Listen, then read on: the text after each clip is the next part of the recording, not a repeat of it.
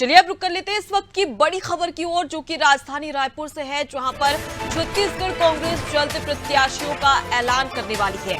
कांग्रेस प्रदेश प्रभारी कुमार शैलजा का बयान सामने आया, जहां से 6 सितंबर को कांग्रेस की पहली सूची जारी होगी।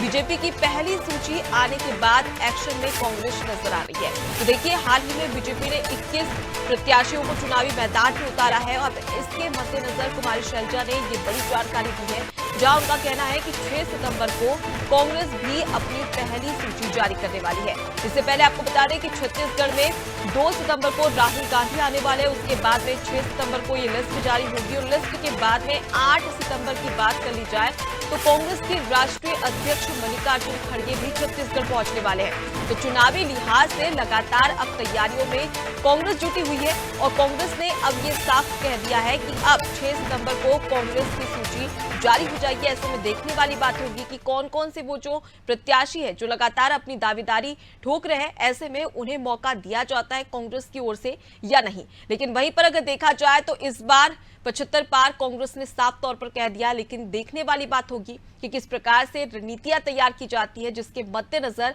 6 सितंबर को अब कांग्रेस पहली सूची जारी करेगी। तो देखिए, हाल ही में बैठक हुई थी जहां पर कुमार शैलजा ने ये बड़ी जानकारी दी है। इसके साथ ही साथ बैठक में सीएम भूपेश बघेल और तमाम जो कांग्रेस के दिग्गज नेता हैं, मंत्रीगण हैं, वो इस बैठक में मौजूद थे और रणनीतियां बनाई गई है। और रणनीति के बाद में अब कुमार शैलजा ने ये कहा है कि 6 सितंबर को कांग्रेस की पहली सूची जारी होगी। ज्यादा जानकारी लेंगे, हमारे साथ में संवाददाता करिश्मा सोनी रायपुर से लाइव जुड़ गई है, उनका रुख कर लेते हैं। करिश्मा, देखा जाए तो बीजेपी ने 21 प्रत्याशियों की घोषणा की, उसकी सूची जारी की। अब इसके बाद में कांग्रेस भी साफ तौर पर कह रही है कि हमारी भी तैयारी पूरी तरीके से है। अब 6 सितंबर को कांग्रेस भी सूची जारी करेगी। जी बिल्कुल, देख सकते हैं अनुपमा कि 6 सितंबर को अब कांग्रेस भी अपनी पहली सूची जारी करने वाली है, जिसमें कई प्रत्याशियों के नाम सामने आने वाले। देखना यह है कि जो सूची निकलती है उसमें कितने विधानसभा से कितने प्रत्याशियों के जो नाम है वो सामने आएंगे। आज की एक बड़ी बैठक जो है राजभवन भवन में ली गई, जिसमें कुमारी शैलजा मौजूद थी, साथ ही में अन्य बड़े पदाधिकारी थे, मुख्यमंत्री भूपेश बघेल थे, अनिला भेड़िया थी, सभी बड़े दिग्गज नेता इसमें शामिल थे। उनका सबका विचार था कि अब जो ये सूची बनने वाली है वो किस तरीके से बनेगी और जो आवेदन है वो कब तक आएंगे और क्या कुछ होने वाला है। तो उसे लेकर देखा गया कि जो आवेदन का सिलसिला है लगातार चल रहा है और कई ऐसे प्रत्याशी कई विधानसभा में जिन्होंने अपने आवेदन दे दिए हैं कांग्रेस कमेटी को।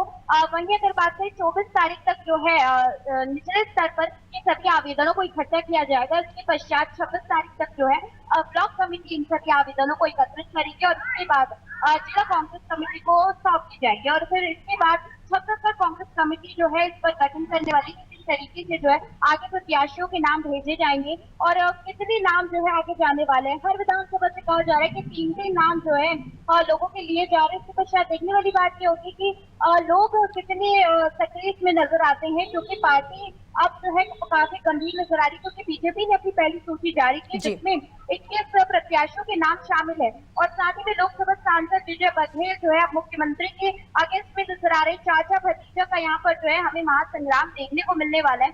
ऐसे में बात करें कांग्रेस की, तो कांग्रेस भी अपनी एडी से चोटी तक का जोर इस बार लगा देने वाली विधानसभा चुनाव में। तो देखने वाली बात होगी कि ये जो 6 सितंबर को सूची जारी होने वाली है उसका क्या फर्क पड़ता है।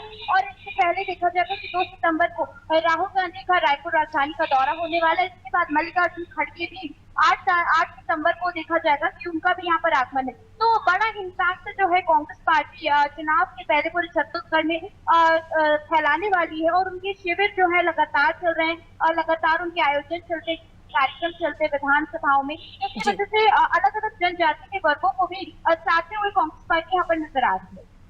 करिश्मा, अगर बीजेपी की 21 प्रत्याशियों की बात कर ली जाए तो हर वर्ग को साधने का प्रयास किया है, महिलाओं से लेकर युवाओं तक, एससी, एसटी और ओबीसी। साफ तौर पर झलक सामने आती है कि किस प्रकार से छत्तीसगढ़ की राजनीति को 21 सीटों में समाने की बात यहां पर कांग्रेस की ओर से, बीजेपी की ओर से कही गई थी। लेकिन अगर हम बात कर ले कांग्रेस की, तो कांग्रेस की क्या कुछ रणनीतियां रहेगी, क्योंकि कांग्रेस के पास में यहाँ पर प्लस पॉइंट ये है क्योंकि 21 प्रत्याशियों की जो सूची है वो बीजेपी ने जारी कर दी है और साफ तौर पर अब कांग्रेस के पास में ये प्लस पॉइंट है कि वो प्रत्याशियों को देखकर उससे मजबूत प्रत्याशी अब कांग्रेस उतार सकती है। ऐसे में क्या रणनीतियों के आधार पर कांग्रेस अपने प्रत्याशियों की घोषणा करने वाली है?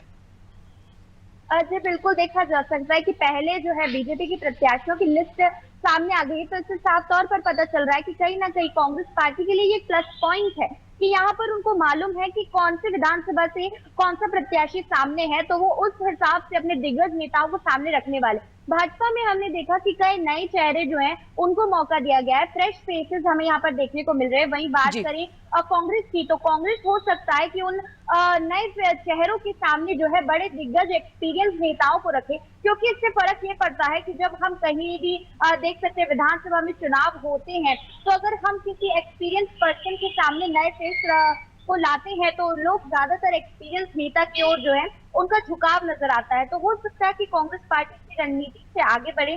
साथ ही में कुमारी शैलजा का यही कहना है कि अब जो है टिकट सिफारिश पर नहीं मिलने वाली है। जी हाँ, बिल्कुल भी सिफारिश पे यहाँ पर टिकट नहीं मिलने वाली किसी को भी। जी। तो यहाँ पर जो भी होने वाला है अपनी मेहनत से होने वाला आवेदनों के ऊपर होने वाला है। और लोग कितने विधानसभा में एक्टिव है ये भी देखा जा रहा है। लगातार संकल्प शिविर इसलिए चलाया जा रहा है कि हर विधानसभा में हर वर्ग के लोगों को जांचा जाए, देखा जाए और जितने भी कार्यकर्ता है वो कितने एक्टिव नजर आ रहे हैं और वो भी मापा जाए। इसीलिए देखा जाएगा कि इन्हीं रणनीतियों पर जो है कांग्रेस अपने प्रत्याशियों की सूची जारी करने वाली है। जी, अगर हम बात कर लें, कुमारी शैलजा ने क्या इस बात की भी जानकारी दी है कि कितने प्रत्याशियों की सूची वो जारी करने वाली है? और फिलहाल अगर बात कर ली जाए तो सभी की, जिस प्रकार से बीजेपी की लिस्ट जारी हुई थी उसके बाद में सभी की नजर अब कांग्रेस पर टिकी हुई है और पाटन वो हॉट सीट कही जाती है। तो क्या ऐसे में कोई आशंका जताई गई है कि सीएम भूपेश बघेल भी फिर से पाटन से चुनाव लड़ने वाले हैं?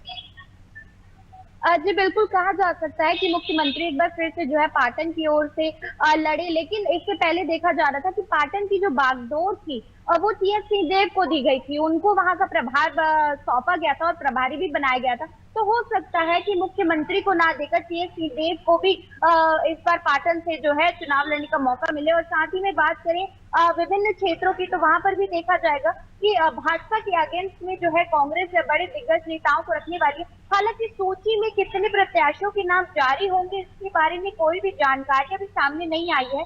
केवल जो है हमें दिनांक पता चली है कि 6 सितंबर को ये सूची जारी होने वाली है। तो देखने वाली बात होगी कि ये जो 6 सितंबर को सूची जारी होने वाली है उसमें कितने प्रत्याशियों के नाम आते हैं और क्या वही विधानसभा के लोगों के नाम सामने आएंगे जो कि बीजेपी ने निकाले। तो हो सकता है कि ये जो आमने सामने की जो टक्कर चल रही है कांग्रेस और बीजेपी में वो और आगे बढ़े। जी बिल्कुल करिश्मा, सवाल कई सारे हैं लेकिन अब इसके लिए 6 सितंबर तक का इंतजार करना होगा और उसके बाद में कांग्रेस की स्थिति स्पष्ट हो पाएगी। फिलहाल के लिए बहुत शुक्रिया तमाम जानकारी हम तक पहुंचाने के लिए। देखिए 6 सितंबर को कांग्रेस की पहली सूची जारी होने वाली है। ऐसे में सवाल ये भी है कि क्या कितने प्रत्याशी ऐसे होंगे जिसकी पहली लिस्ट कांग्रेस की ओर से जारी की जाएगी और इसके साथ ही साथ कौन कौन से ऐसे प्रत्याशी हैं जिनका नाम कांग्रेस की इस लिस्ट में शामिल हो सकता है।